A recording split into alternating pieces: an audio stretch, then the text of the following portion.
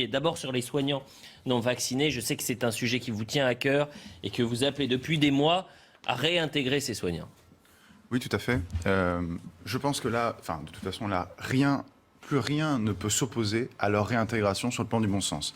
Là, le Sénat aurait pu faire preuve de courage parce que ce n'est pas, excusez-moi, c'est un sujet scientifique, mais en fait, nous avons les éléments scientifiques. Ce ne sont pas les scientifiques qui doivent diriger la France. Les scientifiques doivent apporter des éléments et au regard de ces éléments, les politiques doivent prendre des décisions. Or, ici, qu'est-ce qui se passe?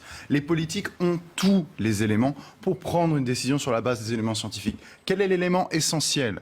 C'est la question de la transmission. Nous n'avions pas ces informations, ou en tout cas autant d'informations il y a un an. Nous savons maintenant que le vaccin, certes, il diminue un peu, mais il n'empêche pas la transmission. Et comme on disait aux soignants, vaccinez-vous parce que sinon vous allez contaminer à l'hôpital, et on sait que l'hôpital est un haut lieu de contamination.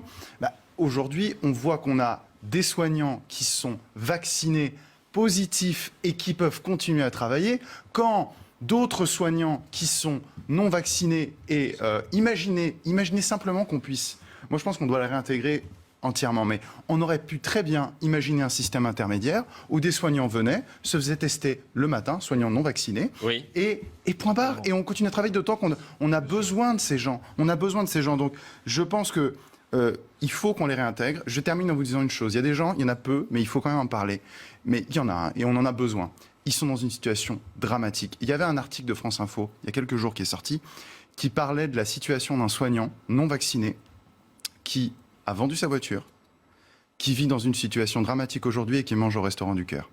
Il y a des gens qui sont dans cette situation, et la situation politique que nous vivons par rapport à ce que je vous dis ici est absurde et dramatique. Il y a peut-être aussi une autre raison, c'est que le gouvernement se dit...